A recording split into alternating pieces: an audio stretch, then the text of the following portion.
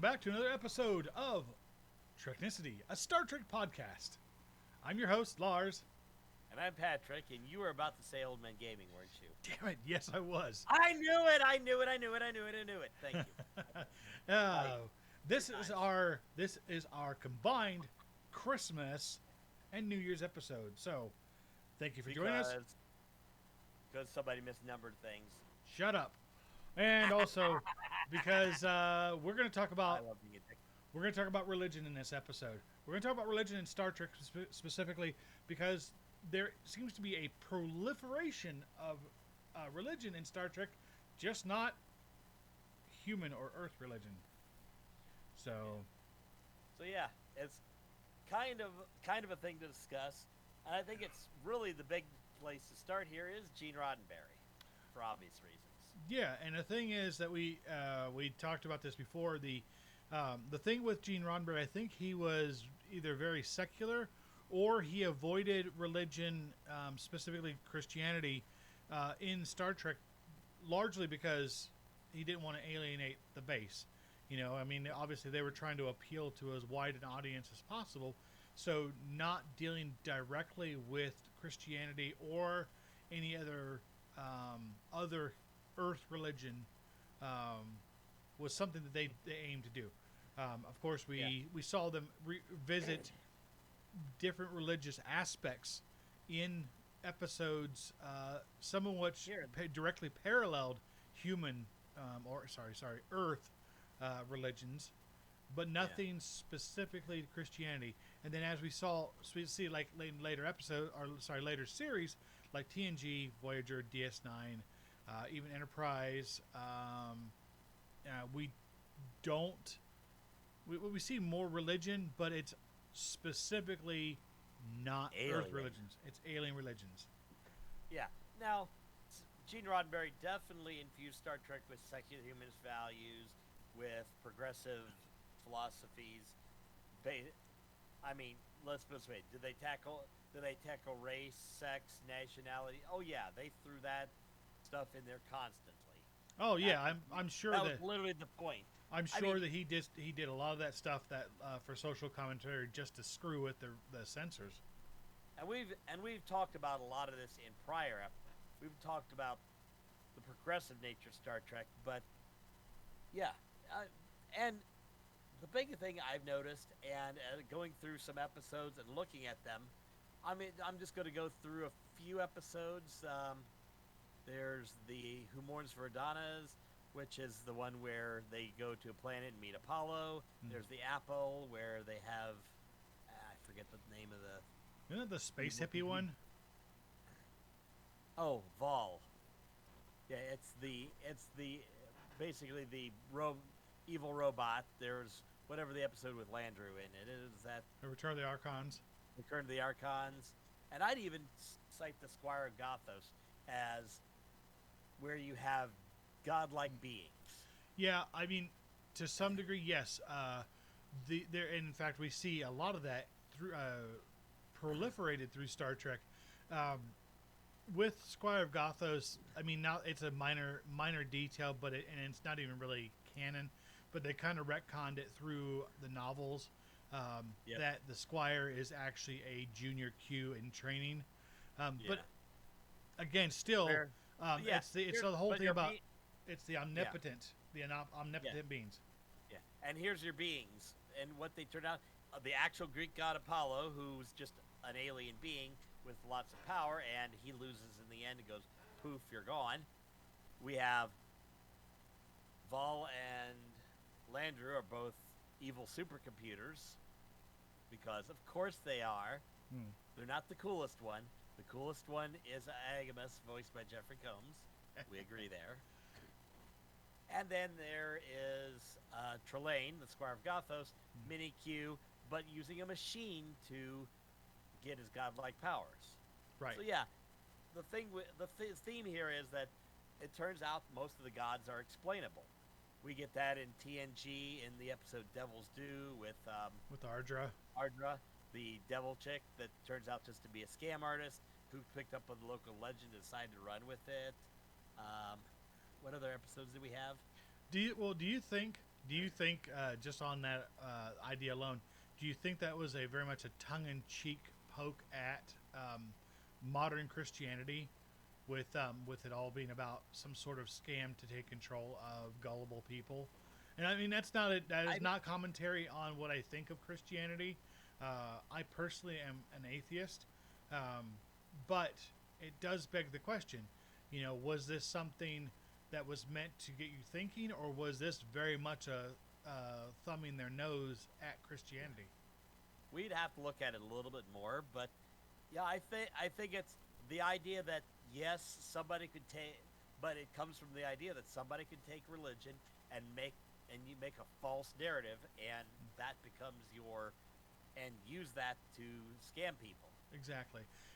Shall we talk about televangelists today? Exactly. Yeah, that's exactly where I was going to go with it. The other flip side of that coin in TNG was the episode "Who Watches the Watchers," where we see the race of proto-Vulcans who come across Picard and they see him basically. I think they see him teleport, so they think he's some sort of god. I'm making fun of you for saying teleport. Well, I could say, look, I could do the Doctor Who thing and say transmats. Go ahead. Yeah, then I'd really have to make fun of you. Anyway, but yeah, they saw something they could explain, and because while they were logical, this was beyond them, they assumed it was a god. And Picard had to go to great lengths just to teach them that, yeah, there are beings that travel the stars. We are not gods. We can die. See, I'm stand here and let you shoot me. Oh, you shot me. That hurts. Yeah. Thanks for that lesson. Hey, now you learn your lesson. I would have totally been there like, you shot me. Who does that? You shot, dude. Mal. Dude shot me with an arrow. Yes. And yeah, I mean, but the thing is that one thing that we see insofar is with the God complex that we see in Star Trek, it is always, with the exception of maybe one, always explained to be some form of extraterrestrial or higher being that's on a higher plane of existence. So they but really a being that we can identify and quantify. I mean, even Q. Right. I mean, Q is omnipotent from a human standpoint. From other Q, he's just run of the mill. He's just one of the boys, so to speak. So it's all an asshole, but yeah, Delancey is awesome. I mean, so when you look at, and now I say that the one possible exception would be like the Shakari. The God of Shakari wouldn't do this. The God of Shakari, a concept you created. No. I was like, Larry, no. Just give up, man. You're not going to convince this guy. And the Larry I'm referring to is the actor Larry Luckenbill, who played Cybok. But what does God need with a starship anyway? Yeah, we'll get to that. We'll get to the like poking straight fun at Christianity that we see. But you look at like the celestial temples and stuff from DS9. Those ones, that's how a lot of the Bajoran culture is modeled around is the celestial temples. Those being the guardians of the wormhole and all that jazz. Right. You had basically the Bajorans believing in these prophets who operated from a celestial temple. Ultimately, we find out that they are they're aliens that exist outside of time that just kind of have a thing for playing around with Bajor for some reason. And we're not sure what their motives are, but they can be explained and quantified. Right. Or for that matter, the Dominion, who has gods controlling them, except that it's just a bunch of changelings. Right, and there is Section 31 pwned them. Yeah, there was another episode of TNG where let's see, trying to think of what the actual episode was. Does the god in that episode need a starship? No. What was it? Hang on a second. I think the episode might have been Justice. Yeah, I think it was Justice, and that's where they. Just ass. There is no justice. There's just us.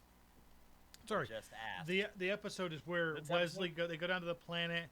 They find the race of people who are just basically go around screwing each other. Basically, they're the race that basically, if a stiff breeze takes their clothes off, and then the boning begins. Exactly. That Except for episode the kids, they just run around playing with the ball. until later on when they play with both. Well, no, they're too. Well, yeah, to commiserate the loss of Wesley because they go off to bone because they're sure he's dead. Of course he is. But in that episode, a celestial being of some kind shows up, and they refer to it as God. But again, they go to great lengths to distance themselves from Earth Christian religion, Yeah. and they explain it away as some other higher being. Yeah. Again, it gives them the ability to basically in every thing. It's examining facets of religion outside from the alien perspective. Now compare that to, and I'm going to grab another series of the time, especially for DS9, and that's Babylon 5, because I'm the resident expert on that one too, and Lower Decks, and most of Star Trek, despite it being his show. I win twice, maybe 3 times. I want everybody to know Can't wait that the till we get to reason why podcast. the reason why he does so well with Star Trek trivia is because he's a walking sponge. I don't know how I do it. But to go back to Babylon 5, this is a show that is soaked in religion. This is a show that's soaked with Earth's religion. It's referenced regularly. You know the face of some of the characters. An actual entire order of monks shows up in, I think, season 3, led by Brother Theo, and they basically they're good at parsing data and trying to save souls and shit. And there's entire episodes dedicated to the religions, both alien and human. And it's they explore it a lot more, and they're not afraid to talk about it. But I wouldn't necessarily say it's hard critical. It's more about telling the stories from these multiple perspectives. Whereas the thing we notice in Trek is Trek is the one that tends to deconstruct religion, the alien religions, to show what's behind the curtain, basically. Right, they treat it as a fallacy, and to show that any religion of any kind. I mean, it is social commentary on Earth religions, but there's got to be some in there because because we all tell stories from our perspectives. Right, and as you said, you kind of you've been circling around the subject of Star Trek V, aka Kirk fights God, and to that extent, I mean, they do specifically mention God. I mean, as far as Earthlings are concerned, this is God, but he also represents the god of Shakari from Vulcan mysticism, the god of Vortavor from the Romulan. From the Romulan mysticism. I'm waiting for you to get the Klingon one out, and then we'll make fun of you. It's not Stovokor. It was. Nope. Yeah, it's some weird. Yeah, this one is. Yeah, they don't even mention Stovokor in this. No, it was like UT2 or some of that. But then again, we'll blame that on Shatner because let's be honest, the god of Shakari. If Kirk could have played the god of Shakari too, he would have done it. Probably. That's just because that's his ego. What's But his again, god? we see. I mean, Starship. I don't know. That seems like a good question, but I would like your starship because I also am Shatner. Old man Shatner. Yeah, I would have gotten away with it too if it weren't for you pesky explorers.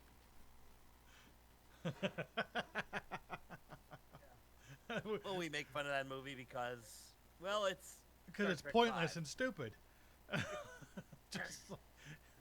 I mean, Yeah. look, to be fair, Maybe I think it's good they stayed away from more of the Christianity. they hamstrung that whole movie on Shatner, but the whole point is that in that movie they address. Road. I can't.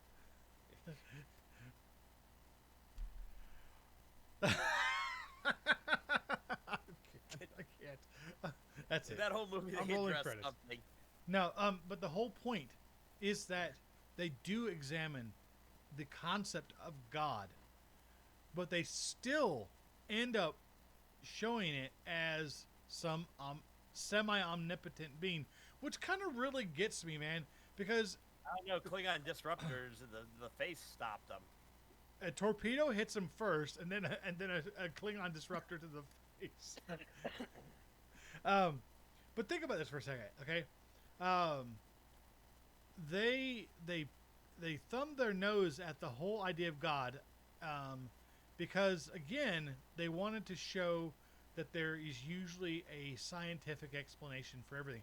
But my question on that one is, was the alien so telepathically inclined that he was able to reach Cybok all the way through the Great Barrier, or was Cybok the hottest fucking psychic ever made? You know, because that dude was like an antenna. Like he was like a Sirius XM shark fin for that creature's thoughts. He picked up no matter where he was. And if that being the case, why do they need to take a starship to go find him? Why didn't they just put him on TV?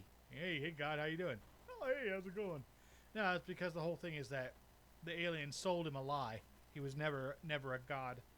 He was just an alien that had been, trapped on that planet for so long. Yep. Which brings us to I think probably the last episode things we're going to talk about. If I can get the summary up, because I just want a few more words. Oh, come on. There we go. And that's the Strange New Worlds episode, Children of the Comet. Oh, yeah. Because this one kind of really sets it. This one, there's no real explanation. Although they hint it might be due to some ability to see through time or something like that. But there's a comet. There's a comet that's heading for a planet. Enterprise comes to try to stop it. They drop Uhura and a few others onto the comet to go explain why there's a force field. Discover the comet, in the end, knew it was going to release all of its water, a bunch of its water onto the planet to make the planet better, although it was going to impact the planet, until Spock flies and changes its course. But the comet predicted that before it happened. Right. Exactly. So clairvoyance is one thing, but still, it doesn't that doesn't dig deep into modern religion. That's more. But it's an examination of faith. The guardians of this comet that show up to threaten the Enterprise, they said that it knows what it's doing and it knows where it's going. They believed. Of course, I will point out that they have seen. They are proven right that yes, it knew what it was doing. Although Pike, on the other hand, says we knew what we were doing. When they couldn't see it, but the comet knew that Enterprise was going to be there and was going to do that, and it knew that for thousands and thousands of years. On a side note, that's an example of Pike's arrogant presumptions, but still. Yeah, well, they knew that they had to change the course of the comet, but the comet knew that they had to change the course of the comet and it was expecting the change. So yeah, there's still mystery, and it's an interesting exploration of how faith can kind of get you in a direction, there may be an explanation, but sometimes you have to still embrace that idea. And this or, is also or have a starship show up. yeah. This is also this concept That is God did need a starship. I guess so. This concept is also explored briefly in Star Trek Six, when Valeris is in Spock's quarters and she's looking at the painting. She asks what it is, and he says, "It's a depiction of an ancient Earth story of expulsion from paradise." And then she says, "Well, why keep it in your quarters?" And he says, "It serves as a reminder. A reminder to what? That all things all things end." And then he mentions the whole thing about he intends for her to succeed him, and then there's this whole thing, and she mentions another thing about she's trying to tell him that some fuckery is going on, and they need to stop this whole thing with the Klingons. He's not listening, and he's talking about faith, and she goes, "Faith of what? That the universe will unfold as it should." And that plays into that same concept with the comet. Again, it's not directly a religious edict, but it is definitely something that examines the concept of faith. So yeah. That being said, I think that's probably a good way to end this, because you just got to talk about Spock. That's right. But I got the Strange New Worlds reference, which is even cooler than yours. I still think there's going to be a parody. Mine had Spock 2. Spock 2 Electric Boogaloo. No, I think there's going to be a parody movie. It's going to be called New World Strange. I think I downloaded the wrong series. No, you didn't. Whoa. On that note, that is all the time we have for this episode of Treknicity. I'm Lars. And I'm Patrick. And apparently you went all your mic decided to go all tinny and like you're in an echo chamber. That being said, as always, Treknicity, I'm completely losing it. It must be the end of the year. We encourage you to... We'll unfuck this next year. Exactly. Rock out. With your Spock out. We'll see you next year.